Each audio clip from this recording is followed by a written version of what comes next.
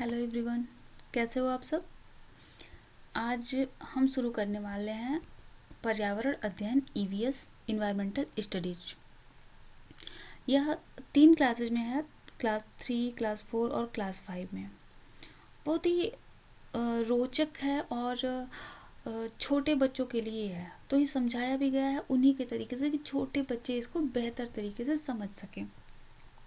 लेकिन सीटेट में, डीएलएड में भी इससे प्रश्न आते हैं और समझने के लिए बहुत ही अच्छा है, और सीटेट में या एसटेट में इससे क्वेश्चन आते रहते हैं।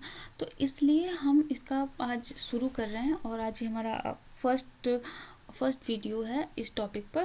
तो मैंने क्लास 3 का जब पूरा सभी चैप्टर्स देखे मैंने ईवीएस क्लास 3 के, तो मुझे लगा कि उसको बताना कुछ बहुत ज़्यादा उसमें है नहीं। सिर्फ एक ही चीज़ है उसमें बताने लायक, वो है ब्रेल लिपि। ब्रेल लिपि यानी वह लिपि जिससे कि कोई वह व्यक्ति जो देख नहीं सकता उसको भी उसको पढ़ने के लिए वह बनाई गई है ब्रेल लिपि। तो उसमें वही एक बस टॉपिक है, बाकी कोई टॉपिक नहीं है। तो हम आपको आज पढ़ाएंगे 4th क्लास का पहला, दूसरा, तीसरा और चौथा चैप्टर। क्यों बहुत ही छोटे छोटे चैप्टर्स हैं और हम आपको वो बताएंगे जो इसमें कॉमन है, जो आ सकते हैं और जो स्पेसिफिक है उसमें। ठीक है, तो हम शुरू करते हैं पर्यावरण अध्ययन क्लास 4th आसपास। देखिए, इसे सबसे पहला चैप्टर है चलो चलें स्कूल। इसमें छोटे बच्चों के माध्यम से यह बताया गया है कि हमारे भारत में विभिन्न जगहों पर रहने वाले जो लोग हैं उनके यातायात का साधन क्या है। ठीक है, तो इसमें जो माध्यम बनाया गया है वह छोटे बच्चों को बनाया गया है, तो हम उसको देखते हैं। आइए, सबसे पहले हम बात करते हैं मैदानी इलाकों की, जहाँ बैलगाड़ी का प्रयोग किया जाता है। ठीक, जहाँ पर हरे भरे खेत हैं तो बच्चे स्कूल जाने के लिए किसका प्रयोग करते हैं? बैलगाड़ी का। कहाँ पर करते हैं? मैदानी इलाकों में। गांव का अगर मैदानी इलाका है और वो गांव है, मतलब कि वहाँ विकास बहुत ही कम हुआ है, ऐसे स्थानों पर, मैदानी इलाकों में एक स्थान से दूसरे स्थान पर जाने के लिए किसका प्रयोग होता है? बैलगाड़ी का। दूसरा, बर्फ पर चलते बच्चे, जो जैसे लद्दाख है, जम्मू है, वहाँ पर हम जानते हैं भारत का उत्तरी छोर है और वहाँ हमेशा बर्फ गिरती है। तो वहाँ पर कोई और साधन नहीं है, तो बच्चे वहाँ पर पैदल ही बर्फ को पार करते हुए जाते हैं। वहाँ बर्फ जैसे गिरती है तो अगर पैर स्लिप करे तो बहुत दूर जा सकते हैं, या अगर बीच में अगर गैप हो तो वे उसमें नीचे उनके पैर धंस भी सकते हैं। तो बहुत ज़्यादा संभल कर उस पर चलना होता है।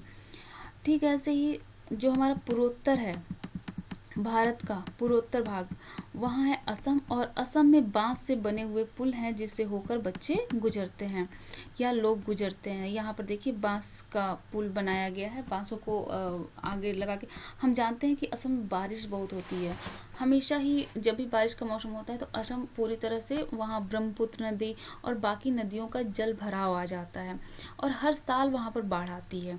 तो वहाँ पर विद्यालय जाने के लिए, स्कूल जाने के लिए बच्चों के पास कोई और साधन नहीं है। जंगली इलाका, काफ़ी ज़्यादा जंगल है वहाँ पर असम में, तो वहाँ बांस के पुल का निर्माण किया गया है जिससे बच्चे पार कर सकें। ठीक ऐसे लद्दाख की अगर हम बात करते हैं तो जहाँ नदियाँ हैं, जहाँ नदियों को पार करके जाना है, वहाँ पर ट्रॉली का प्रयोग किया जाता है, जो लोहे के मोटे तार बंधे होते हैं। हम जानते हैं ना कि लद्दाख में हिमानी नदियाँ हैं और जैसे सिंधु है वहाँ से गई हुई है, तो वहाँ पर प्रयोग किया गया है। जैसे नदी के दोनों छोरों पर एक खंभे के द्वारा, काफ़ी मोटे और अच्छे, मतलब मजबूत खंभे से लोहे के तार बांधे गए हैं और उस पर लकड़ी की बनी हुई ट्रॉली, आप पीछे देख रहे हैं ना, ये लकड़ी की बनी ट्रॉली है। इस ट्रॉली से बच्चों को बैठाकर और एक छोर से दूसरे छोर पर ले जाया जाता है। ठीक है, ऐसे ही जब हम बात करते हैं किसी ऐसी जगह की जो वेल डेवलप्ड है, मतलब पूर्णतः विकसित क्षेत्र की बात करते हैं, जैसे कि किसी शहर की बात करते हैं, आप हाईवे पर जाते होंगे तो वहाँ पर जो रास्ते हैं, जो नदियाँ हैं या वो है, कोई नहर है, तो उसके ऊपर जो पुल बने हुए हैं वह पुल सीमेंट के बने होते हैं, अगर जैसे गांव में, अगर आप मैदानी इलाकों के गांव में देखिए, अगर डेवलप्ड है थोड़ा, तो वहां पर जो पुल बने हुए हैं उसमें सीढ़ियाँ भी बनी होती है। यहाँ पर देख रहे हैं आप, सीढ़ियाँ भी बनी हुई हैं। तो यहाँ पर ईंटें, लोहे और सरियों का प्रयोग करके सीमेंट का पुल बनाया जाता है। अगर हम बात करें केरल की, तो एक वर्ड याद कर लीजिएगा, केरल में वल्लम होता है। वल्लम, लकड़ी की बनी छोटी नाव को कहते हैं वल्लम। जैसे कि इसमें मोटर नहीं लगे होते हैं, यह चप्पू से चलाया जाता है। चप्पू का मतलब नीचे एक चौड़ा सा भाग होता है और एक लकड़ी का जैसे डंडा लगा होता है, तो उससे पानी को पीछे की तरफ धक्का दिया जाता है, तो नाव आगे की ओर बढ़ती है। तो केरल में यह वल्लम पाया जाता है, वल्लम बनाया जाता है, लकड़ी की छोटी नाव, तो इससे लोग पार करते हैं। अब ऐसे ही राजस्थान में हम जानते हैं कि राजस्थान कैसी जगह है, रेगिस्तानी इलाका है, रेगिस्तान है। बहुत दिन में काफ़ी गर्म होता है, रात में उतना ही ज़्यादा ठंडा होता है, बालू बहुत ज़्यादा है। तो वहाँ पर जाने के लिए ऊँट गाड़ी होती है। ऊँट के बारे में हम जानते हैं कि इसको रेगिस्तान का जहाज भी कहा जाता है। क्यों? क्योंकि इसके पैर के जो तलवे हैं वे काफ़ी चौड़े होते हैं और गद्दीदार होते हैं। इसके साथ ही यहाँ पर आप देख रहे हैं इसका कुबड़, यहाँ पर है वसा को एकत्रित करके रखता है, और इस एकत्रित करने के काफ़ी दिनों तक अगर उसको पानी और भोजन न मिले तो भी उसका काम चल जाता है। इसके पैर के जो तलवे हैं काफ़ी गद्दीदार और चौड़े। आप देख रहे हैं पैर इसके पतले हैं, लेकिन इसके तलवे काफ़ी गद्दीदार और चौड़े हैं।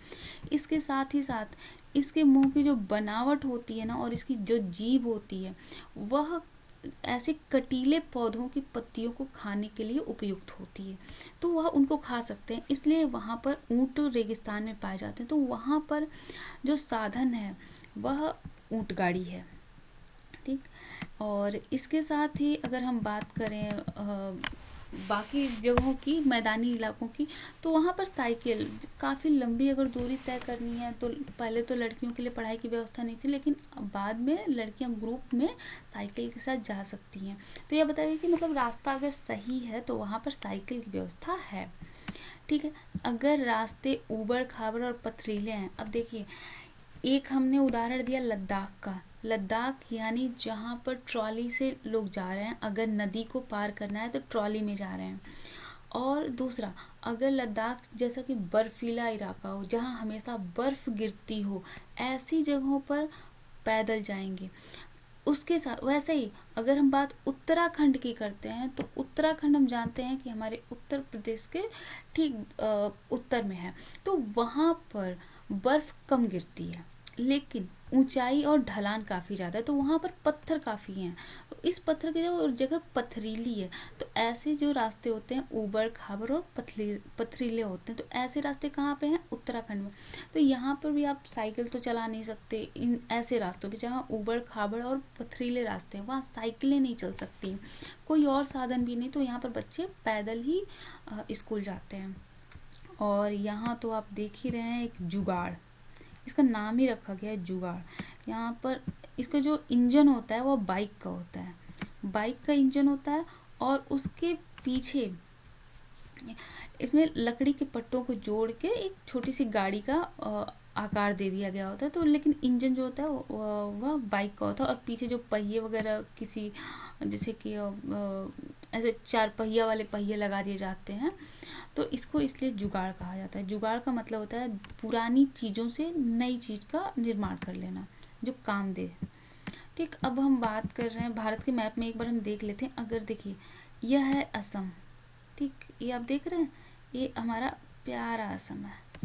इस असम में ब्रह्मपुत्र नदी आती है, ठीक, और इसकी वजह से यहाँ पर एक ढलान है, ठीक, और इस ढलान के कारण यहाँ पर बाढ़ हमेशा आ जाती है। जब भी गर्मी बारिश ज़्यादा आती है, नदियों में उफान आता है, तो यहाँ पर बाढ़ आ जाती है।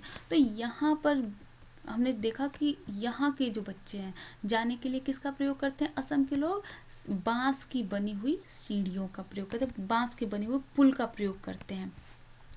उसके साथ हमने देखा यह यहाँ है, ये राजस्थान है, ठीक, ये देखिए ये है राजस्थान, और हम देख रहे हैं कि यहाँ काफ़ी गर्म हवाएं हैं, तो ये है पूरा रेगिस्तानी इलाका है ये पूरा। और इस रेगिस्तानी इलाके की वजह से यहाँ पर हमें ऊंट गाड़ी से सफ़र करना पड़ता है। उसके साथ ही अगर हम यहाँ देखें, ये है हमारा उत्तराखंड, और उत्तराखंड में पथरीले इलाके हैं, तो यहाँ ऊबड़ खाबड़ है। अब जब हम इसके और ऊपर जाते हैं, यहाँ पर वो चित्र में नहीं है, तो वहाँ लद्दाख है, जम्मू कश्मीर है, वहाँ पर हमेशा ही बर्फ़बारी होती है, और जहाँ हमेशा बर्फ़बारी होती है वहाँ भी रास्ते नहीं बन पाते। जैसे अक्सर आपने देखा होगा न्यूज़ चैनल्स में कि काफ़ी ज़्यादा बर्फ़ गिरने की वजह से कभी केदारनाथ बंद हो जाता है, कभी जम्मू कश्मीर के रास्ते बंद हो जाते हैं। तो यहाँ पर जाने के लिए सभी साधन, जब बर्फ़ गिरती है तो कोई साधन नहीं रह जाते। ठीक, और हम आगे चलते, तो बस इस फर्स्ट चैप्टर में यही था कि भारत के विभिन्न इलाकों में, विभिन्न राज्यों में जो मौसम है, वहाँ की जो परिस्थितियाँ हैं, उस परिस्थितियों में कौन से पुलों के द्वारा हम रास्तों को, जैसे नदियों को पार कर सकते हैं। ठीक, और एक स्थान से दूसरे स्थान पर जाने के लिए हम किस यातायात साधन का प्रयोग करते हैं। जैसे अगर असम की बात करें तो वहाँ हम बांस के बने पुल का प्रयोग कर रहे हैं। जब हम लद्दाख की बात करते हैं तो वहाँ पर हम पैदल जा रहे हैं, या जब लद्दाख में हम नदी को पार कर रहे हैं तो हम ट्रॉली से जा रहे हैं। जब हम राजस्थान में जा रहे हैं तो वहाँ हम राजस्थान में किससे जा रहे हैं, और ऊंट गाड़ी से जा रहे हैं।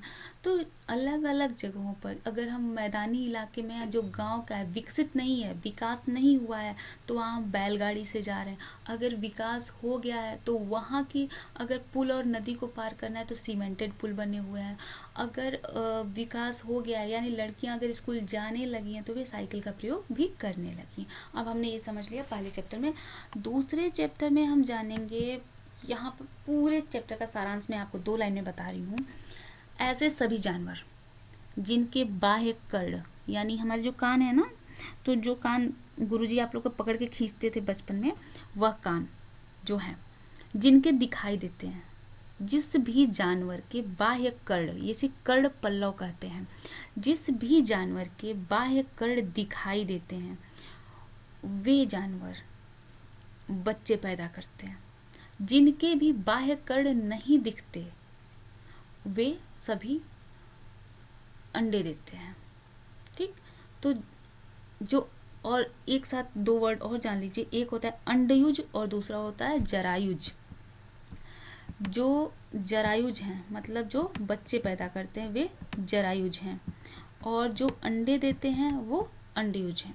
तो जो जिनके भी कान होते हैं, बाह्य कर्ण पाए जाते हैं, जैसे कि अगर आप बात करें हाथी की, बाह्य कर्ण देखा होगा, जिससे वो पंखा भी कर लेता है अपना। और उसके साथ ही अगर आप बात करें चूहे की, कान दिखते हैं ना, तो जिनके भी कान दिखाई देते हैं, जैसे अगर आप कुत्ते की बात करें, कुत्ते के भी कान दिखाई देते हैं ना, तो बिल्ली के भी आपने कान देखे हैं। तो जिनके भी कान दिखाई देते हैं, ठीक, वे सभी बच्चे पैदा करते हैं। और जिनके भी कान नहीं दिखाई देते, वे सभी अंडे देते हैं। अब जैसे कि आप छिपकली की बात करें, आपने उनके कान बाह्य कर्ण देखे हैं क्या? नहीं देखे ना। एक सुराख आपने देखा होगा, जो पूरी तरह से आपको साफ नहीं, क्लियर नहीं दिखता। तो ये जो सुराख है, अगर उसके ऊपर कोई जैसे बाह्य कर्ण है, तब तो वह बच्चे पैदा करेंगे। अगर बाह्य कर्ण नहीं है तो वे अंडे देते हैं। इसके साथ ही एक चीज, अब सीधी सी बात, एक चीज इसमें और भी बताई गई है कि उनके शरीर पर बाल होते हैं, वे बच्चे पैदा करते हैं। यहाँ पर मैं आपको बिल्कुल नहीं कहूँगी कि आपको इसको याद करिए, क्योंकि आप कंफ्यूज हो सकते हैं कि गौरैया, उसके ऊपर बाल तो हैं, लेकिन गौरैया के बाल तो हैं लेकिन उसके कान दिखाई नहीं देते। तो इसके लिए आपको ये समझना होगा कि जब हम सिर्फ जानवर की बात करें, पक्षी की बात न करें। और अगर सिर्फ आप कान देख रहे हैं, मतलब कान से अगर आप पहचान करना चाहते हैं, तो वे सभी जीव जिनके कान दिखाई देते हैं, बाह्य कर्ण जिनके होते हैं, वे सभी बच्चे पैदा करते हैं। और जिनके भी कान नहीं दिखाई देते या सिर्फ सुराख होता है, वे सभी अंडे देते हैं। लेकिन अब अगर जानवरों की बात करें, मतलब पक्षी को छोड़ दीजिए, अगर आप जानवरों की बात करें, तो जिनके शरीर पर बाल होते हैं, ठीक, जिन भी जानवरों के शरीर पर बाल होते हैं और बाह्य कण दिखाई देते हैं वे सभी बच्चे पैदा करते हैं, और जिनके शरीर पर बाल नहीं होते हैं वे अंडे देते हैं। ठीक, अब कुछ हैं, आप भी देख लो। अब देखो, लोमड़ी, बाह्य कण दिखाई देते हैं, मेढक नहीं दिखाई देते, चूहा दिखाई देते हैं बाह्य कण, मुर्गी नहीं दिखाई देते, हाथी बाह्य कण दिखाई देते हैं, कौवे में बाह्य कण नहीं दिखाई देते, बिल्ली में बाह्य कण दिखाई देते हैं, ऊंट में बाह्य कण दिखाई देते हैं, चिड़िया में बाह्य कण नहीं दिखाई देते, मोर में बाह्य कण नहीं दिखाई देते, भैंस में बाह्य कण दिखाई देते हैं, छिपकली में नहीं दिखाई देते, कबूतर में नहीं दिखाई देते, सूअर में दिखाई देते हैं, बत्तख में नहीं दिखाई देते, गाय में दिखाई देते हैं। अब यहाँ पर जितने पर भी मैंने सही का टिक लगाया है वे सभी बच्चे पैदा करते हैं, और जिन पे भी मैं गलत का टिक लगाया वे सभी अंडे यूज होते हैं या अंडे देते हैं। इसके साथ ही अब नीचे कुछ और हैं, इनके बारे में देख ले। जिनके शरीर पर बाल हैं, हिरन बाल हैं तो बच्चे पैदा करेंगे, चीता बाल हैं बच्चे पैदा करेंगे, सूअर बाल हैं बच्चे पैदा करेंगे, मेढक बाल नहीं है, चिड़िया बाल है लेकिन बाह्य कण नहीं है, बत्तख बाल है लेकिन बाह्य कण नहीं है, मछली कान भी नहीं दिखते और बाह्य कण, ना तो बाह्य कण है और ना ही बाल हैं। ठीक, भैंस बाल हैं और बाह्य कण भी दिखते हैं, जिराफ बाल भी हैं और बाह्य कण भी दिखते हैं, चींटी भैया इनका कान कौन देख पाएगा, सांप बाह्य कण नहीं दिखाई देते और त्वचा पर बाल भी नहीं है, हाथी बाल भी हैं और बाह्य कण भी दिखाई देते हैं, कौवा बाल तो हैं लेकिन बाह्य कण नहीं दिखाई देते, छिपकली बाह्य कण नहीं दिखाई देते और त्वचा पर बाल भी नहीं है, बिल्ली बाल भी है और बाह्य कण दिखाई देते हैं। आ गया समझ में? तो इस पूरे सेकंड चैप्टर का यही निचोड़ था कि ऐसे सभी जीव जिनके बाह्य कण दिखाई देते हैं और त्वचा पर बाल भी हैं वे जरायुज होते हैं, यानी वे बच्चे पैदा करते हैं, और जिनके बाह्य कण नहीं होते वे अंडे देते हैं, यानी सभी पक्षी जो हैं वे अंडे देते हैं। अच्छा, अब एक बात बताओ, इसी पर एक बात बताओ, चमगादड़ क्या है, अंडे देता है या बच्चे? कमेंट बॉक्स में बता देना आप कि क्या करते हैं। अब अगला थर्ड चैप्टर जो है वो हाथी के बारे में है। स्थलीय जीव, सबसे बड़ा, सबसे भारी, सबसे बुद्धिमान, मानव के बाद सबसे बुद्धिमान, तो सबसे ज्यादा और सबसे तेज सुनने वाला अगर कोई जीव है तो है हाथी। इसके बारे में आपको पढ़ना है इसमें। अब हाथी के बारे में यही समझिए। हाथी जो होता है ना, यह ग्रुप में रहता है, मतलब इनकी एक टोली होती है, और उस टोली में रहता कौन है? जितने भी मादा हाथी हैं, मतलब जो हथिनी होती हैं वे ग्रुप में रहती हैं। बाकी जो हाथी होते हैं यानी नर हाथी जो होते हैं वह ग्रुप में नहीं रहते। हाथियों की जो उम्र होती है ना वो 60 से 70 साल तक की होती है। तो जब ये 14 से 15 साल के होते हैं, हाथी के बच्चे जो हैं 14 से 15 साल, इनका भी तो बचपना ही कहा जाएगा ना, क्योंकि अगर किसी की उम्र 60-70 साल है तो उसका अगर 14-15 साल तो उसका बचपन है ना। तो 14-15 साल की उम्र पर यह जो हाथी होते हैं ना, जो नर हाथी होते हैं, वह ग्रुप से बाहर हो जाते हैं। जो हाथियों का ग्रुप होता है उसमें 14 से 15 ही हाथियां होती भी हैं, हथिनियां जो मतलब मादा हाथी हैं वो 14 से 15 होती हैं। और ये जो हाथी है ना उसमें सिस्टम बड़ा अच्छा है कि जो घर का मुखिया है, जो नानी होती है, दादी होती है इनकी, मतलब जो सबसे पुरानी हाथी होती हैं वह इस घर की मुखिया होती हैं। इस घर की मतलब इनके ग्रुप का जो मुखिया है वो कौन है? मादा हाथी जो सबसे ज्यादा उम्र की है, और 14 से 15 साल से कम के जब तक बच्चे रहते हैं तब तक वो ग्रुप में रहते हैं, और ग्रुप में सदस्यों की संख्या 12 से 13 या 14 से 15 तक ही होती है। जो नर हाथी होते हैं वह किसी ग्रुप में नहीं रहते, वे बाहर रहते हैं। अब एक हाथी की खुराक, एक दिन में वह 100 किलो से ज़्यादा पत्ते खा सकता है। और हाथी बहुत कम आराम करता है, सिर्फ 1 से 2 घंटे, 2 से 3, इससे ज़्यादा नहीं।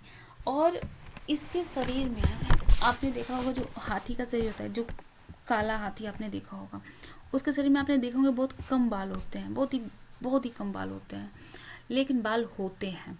तो वे हाथी, और इनकी त्वचा जो होती है काफ़ी मोटी होती है। इस मोटी त्वचा के कारण ये हाथी पानी में ज़्यादा रहना पसंद करते हैं, क्योंकि स्वीटिंग नहीं हो पाती, मतलब पसीना नहीं निकलता इनका, हाथियों का पसीना बहुत कम निकलता है, तो इसलिए इन्हें गर्मी बहुत होती है, इसलिए यह पानी में ज़्यादा रहना पसंद करते हैं। इनके जो कान है ना, वो पंखे की तरह होते हैं, इनको हिलाकर वह हवा करते हैं।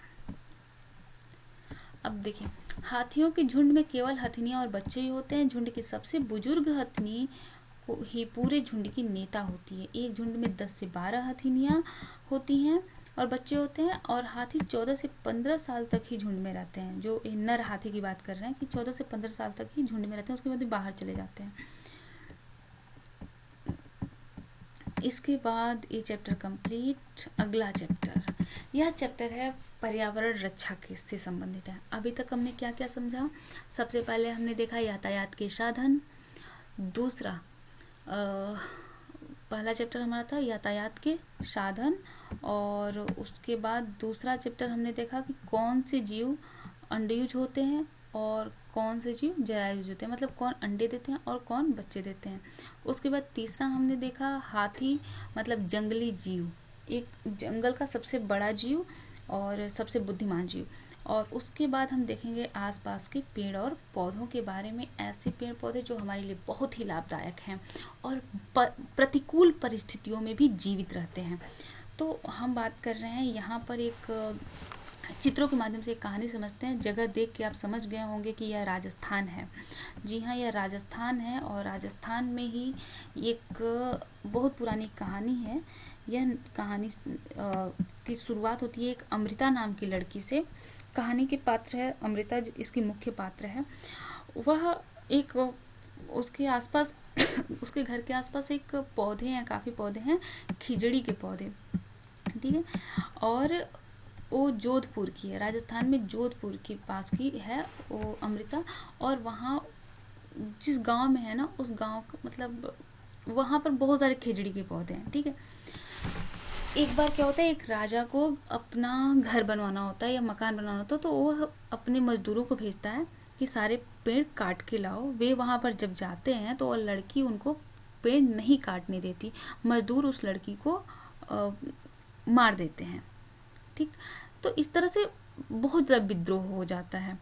और उसके बाद फिर राजा को जब ये बात पता चलती है तो राजा वहाँ आते हैं और देखते हैं और मना करते हैं कि ये पेड़ आज के बाद यहाँ से कोई भी पेड़ नहीं काटा जाएगा।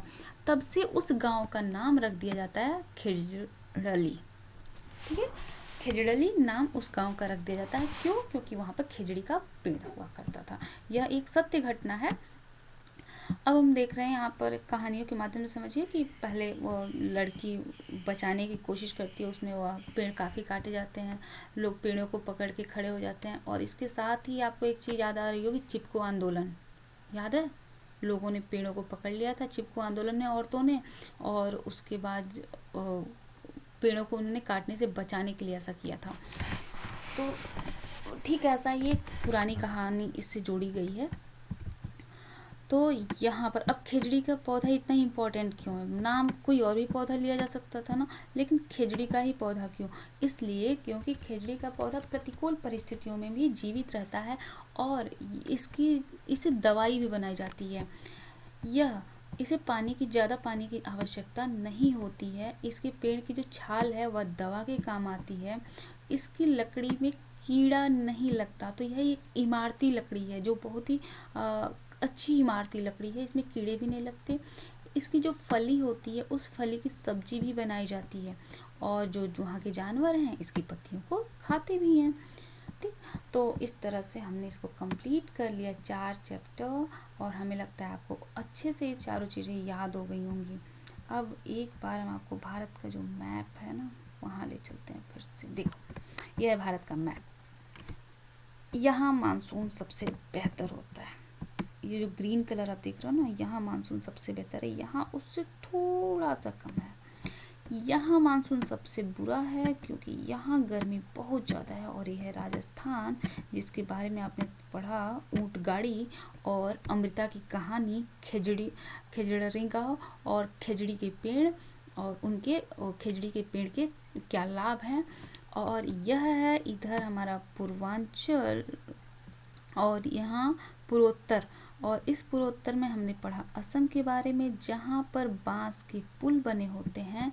और यहाँ है ऊपर उत्तर प्रदेश के ऊपर यहाँ पर है उत्तराखंड, जहाँ पथरीली जगह है। और इसके और ऊपर आए अगर तो यहाँ पर है, सॉरी मैप थोड़ा सा गड़बड़ हो रहा है, यहाँ है हमारा लद्दाख और जम्मू कश्मीर, जहाँ बर्फ़ है, और अगर हिमानी नदियाँ हैं तो उनको पार करने के लिए प्रयोग किया जाता है ट्रॉली का, और बर्फ़ में चल के भी उसको पार किया जाता है। तो हमने इस तरह से देखा हमारा भारत, एक विभिन्नताओं से भरा हुआ भारत। इसके साथ ही हम इसको क्लोज करते हैं, और अगले वीडियो में हम 5वां, 6वां, 7वां और 8वां चैप्टर पढ़ेंगे। Okay, good day.